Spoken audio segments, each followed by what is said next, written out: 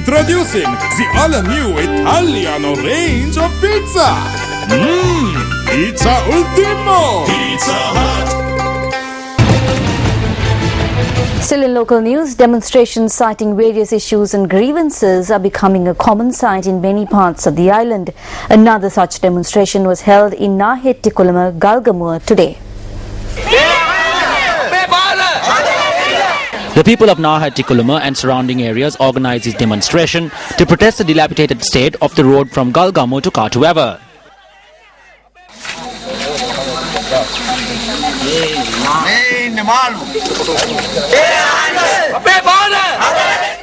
The demonstrators staged a protest march from the Nahettikulama junction to Galgamua.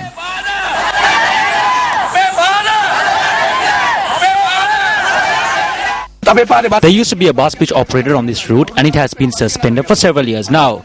Children cannot go to school. There are expectant mothers and they have no way of travelling. We only request that the road be renovated. The children have to go to school wearing coloured clothes instead of the school uniform when it rains, and they have to change into uniform at a house in the Galgamua town. This road has not been renovated since 1997 and we have been requesting that it be renovated since then, but nothing has been done. I have personally requested that the drains be renovated. This road has come to a state where the bus travelling on this route does not operate anymore, and furthermore we have to face a threat of wild elephants.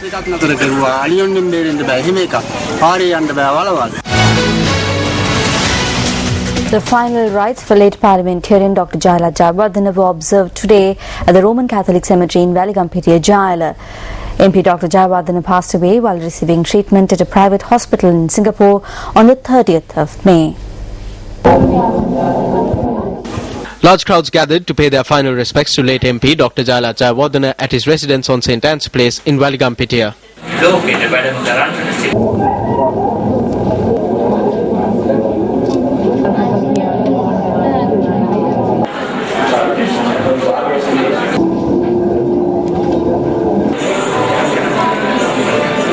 Politicians and clergy were among those who paid their final respects to the late MP.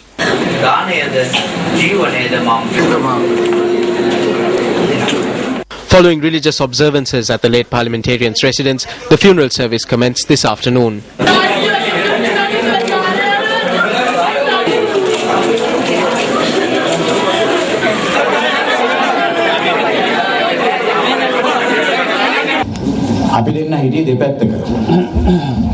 We were on different sides, but it did not affect our relationship. We shared a common interest in solving the national issues. Our country has lost a renowned physician who had sound international affiliations. He was a very educated and knowledgeable politician.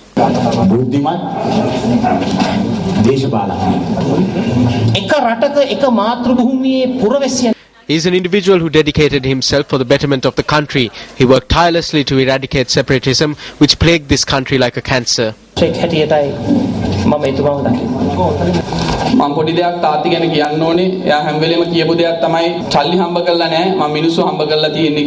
always said that he did not earn money, but he earned people. The people gathered here bears testament to this statement. He believed in God and was very close to Jesus. He loved Mother Mary a lot. We will follow in his footsteps. Following the funeral service, the mortal remains of late MP Dr. Jayala Jayawardena were brought to St. Anne's Church in Valigampitiya.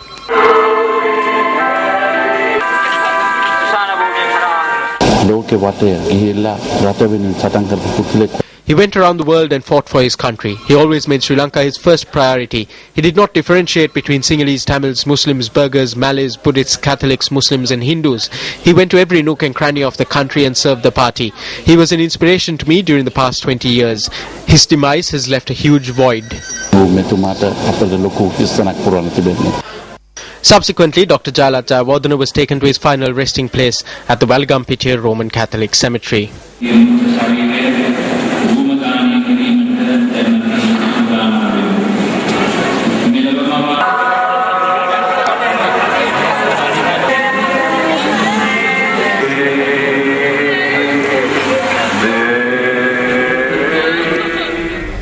Financial donations were made to flood-affected families residing in the Hatton Dikkoya Urban Council area. The event was held under the auspices of General Secretary of the Citizens Front, Parliamentarian Jayashree Ranga, at the office of the Hatton-de Koya Urban Council.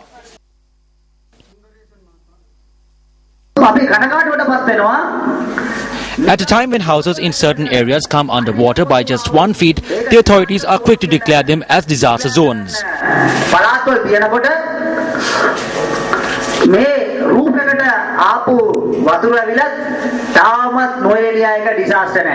However, Noor Elia is still not declared as a disaster zone. The government has failed to implement a proper plan in this regard. If something similar happened in another area, ministers would have visited affected areas in shoppers and declared them disaster zones. But in this case, the government only distributes bed sheets.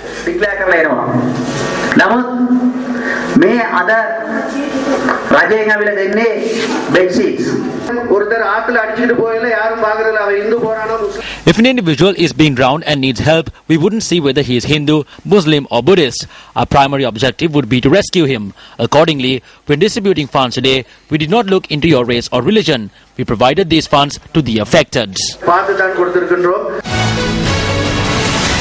Well, yesterday, News First reported on the death of a man residing on the Horana Road in Kottava who died in suspicious circumstances on the 31st of this month.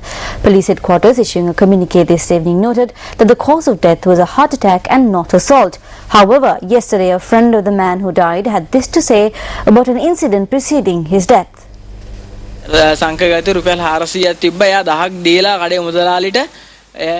Madhushanka had 400 rupees, so he gave 1000 rupees instead to the owner of the shop. The owner of the shop had in turn gave a balance of 900 rupees, out of which 500 fell in the area where the shopkeeper was seated. When Madhushanka asked where the rest of the 500 rupees was, the shopkeeper asked him if he was mad and under the influence of drugs. Madhushanka pushed the shopkeeper subsequently. At the time of this incident, a police official was seated inside the shop. I do not remember his name, but if I see him, I will recognize him. He assaulted Madhushanka. I do not know exactly who he was because he was in civilian clothing, but he kicked me and I was hit on the head by a pole. The three individuals were hitting Madhushanka on his face. They dragged Madhushanka from the shop to the police and kicked him and put him in the cell. I received an injury onto my head while Madhushanka sustained injuries on the face. My mother, who was at the police station, insisted that we should be taken to hospital. The police refused and we had to be bailed out. Madhushanka fell on the floor when he was taken out of the cell.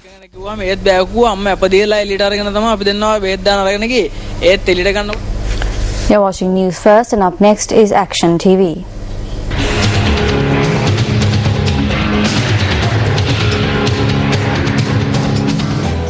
A prime example of the wastage of public funds on personal whim and fancy was reported on the 11th of last month when vehicles belonging to the Ceylon Electricity Board were brought from the four corners of the island to Ratnapura.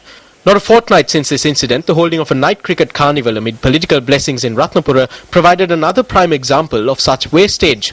Inquiries should be made into why a number of vehicles belonging to the Ministry of Irrigation and Water Resource Management arrived in the Badulla town yesterday, when considering the fact that no event had been organised that had anything to do with the Water Supply and Drainage Board, the Mahawali Authority or any other institution attached to the ministry or the ministry itself was being held in the town. A number of renovation projects and reconstructions that should be undertaken by the Ministry of Irrigation and Water Resources Management have been stalled on the excuse that there are insufficient funds. On Thursday, the government official who chaired the meeting of the Galloi Agricultural Scheme Committee bemoaned the same lack of resources. This shows that the resources that are being abused in this manner are the resources of poverty-stricken institutions of a poverty-stricken country. Meanwhile, the facts unveiled by the superintendent of the Sri Lanka Transport Board's Kapatipola depot from a hospital bed show that even the limited resources possessed by the SLTB, which are meant to provide an essential service for the poor, are being used to inflate the egos of certain individuals. Shouldn't self-restraint be exercised when it comes to using public property for personal matters? To all public representatives, this one is over to you.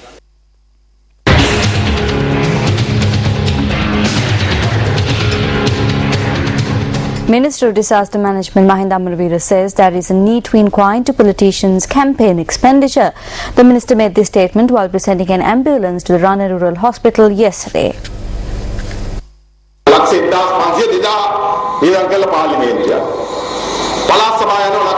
They come to Parliament spending 150 to 200 million. They spend around 7 to 8 million to get into provincial councils. What do they do after that? They look to earn what they spent. How will a country develop when such things take place? Therefore, we have to think not only about changing the election system, but also to limit spending. If they spend more than what is needed, then it either means that they are stealing and spending, or that they are spending with the hope of stealing later.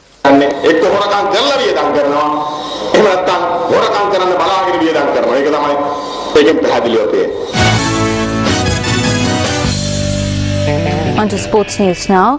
The 5th Diamond League meeting of the year took place in Eugene, Oregon on Friday and yesterday. The women's shot put took place on Friday with two-time Olympic champion Valerie Adams in dominant form once again. The New Zealand left it late here though, eventually producing a throw of 20.15 meters. In the women's 400 meters 2012 Olympic champion Sania Richards-Ross led a stellar lineup, including 2008 Olympic champion and 2012 silver medalist Christine Ohuruogu.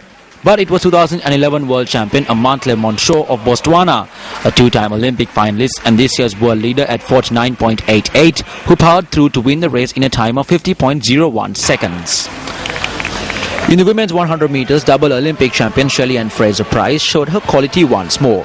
She took the win in a time of 10.71 seconds, despite a strong challenge from Blessing Okokbare, who came home in 10.75.